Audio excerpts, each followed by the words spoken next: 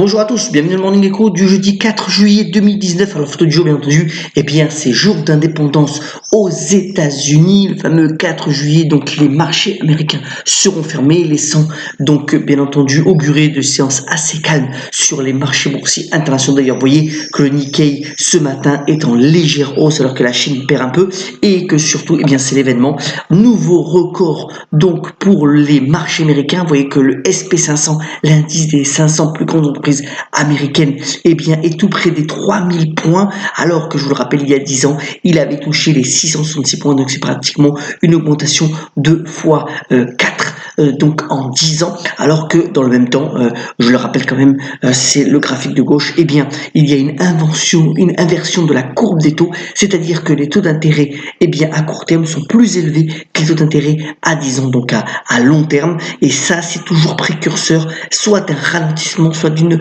possible récession économique aux États-Unis. Donc voilà, une situation très étrange où d'un côté les marchés actions continuent de monter alors que les taux d'intérêt sont au plus bas.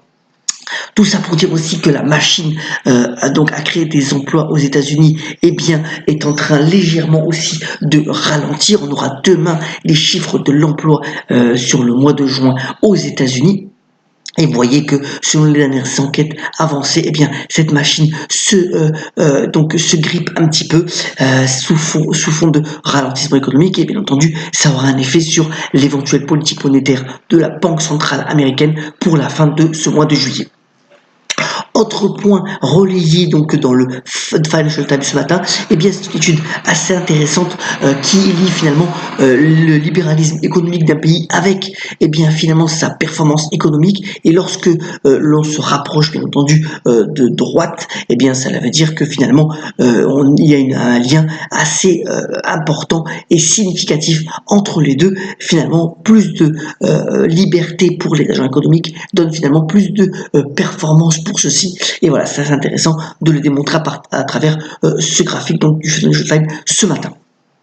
De nouveau, pas mal de choses qui se passent au niveau du Bitcoin. Vous voyez qu'il y a eu pas mal de volatilité ces derniers jours. Il a retouché les 10 000 dollars et puis il est revenu pratiquement à 12 000 ce matin. De nouveaux produits structurés sont en train de se créer autour de cette crypto-monnaie. Alors c'est toujours délicat avec toujours pas mal de problèmes au niveau de la régulation, du devenir de ces produits, puisque finalement le Bitcoin est très volatile. Mais voilà, pas mal d'intérêt, notamment par des anciens collaborateurs de la banque Goldman Sachs qui sont en train de mettre en point des produits structurés autour donc du Bitcoin. Venons-en bref. Alors l'opération de fusion, puisqu'il y en a eu pratiquement chaque jour en ce moment, c'est Osram, donc l'ancienne filiale de Siemens qui se voit donc offrir 35 € par action. Alors c'est pas que si on regarde finalement la courbe depuis sa mise en bourse, 35 € ça valorise le groupe de fabricants de lampes et d'ampoules donc à 3,8 milliards d'euros, et c'est donc des fonds de private equity, en particulier Bain Capital, qui donc ont fait cette offre sur le groupe allemand. Autre point aussi, vous voyez, c'est la très forte hausse du minerai de fer. Le minerai de fer, c'est essentiellement utilisé par les Chinois. Alors, deux points expliquent cette très forte hausse du minerai. D'abord, les problèmes climatiques qu'il y a eu en Australie, et puis aussi, il y a eu au Brésil, une catastrophe minière, ce qui fait que finalement l'offre a été moins abondante que prévu, et cela a profité à des groupes, vous voyez sur la droite, comme Rio Tinto ou BHP Billiton, qui finalement sont au plus haut depuis plusieurs années, et pour le moment la demande en Chine est très forte malgré le ralentissement économique, et cette demande donc devrait continuer à propulser les cours de bourse des valeurs minières dans les prochaines semaines, même si on pense que ça devrait aussi se calmer d'ici la rentrée. Autre point aussi, c'est relayé par les Échos ce matin, c'est l'explosion des studios de yoga et de pilates aux États-Unis. On est à plus de 11 milliards de dollars de revenus avec 43 000 centres. Ce qui est surtout intéressant, c'est que ces studios donnent finalement un accès avec un prix d'entrée de l'ordre de 10 dollars supérieur à une salle de gym traditionnelle.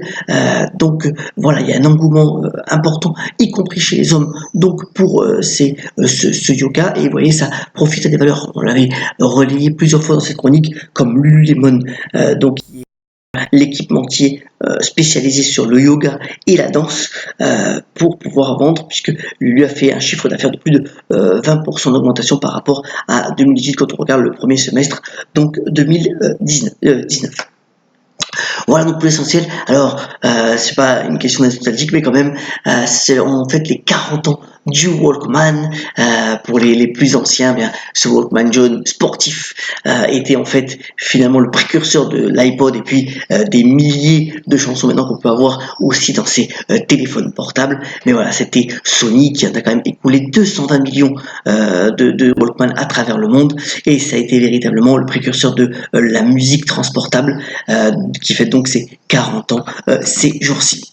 Voilà donc pour l'essentiel de l'actualité. Bonne journée à tous, soyons solidaires. On termine ce Morning Echo par la citation du jour. Troisième président des États-Unis, Thomas Jefferson, qui a notamment dit « Le bonheur consiste à comprendre ce qui est compréhensible et à respecter ce qui ne l'est pas, à méditer. Passons une excellente journée et à très bientôt sur le Morning Echo. »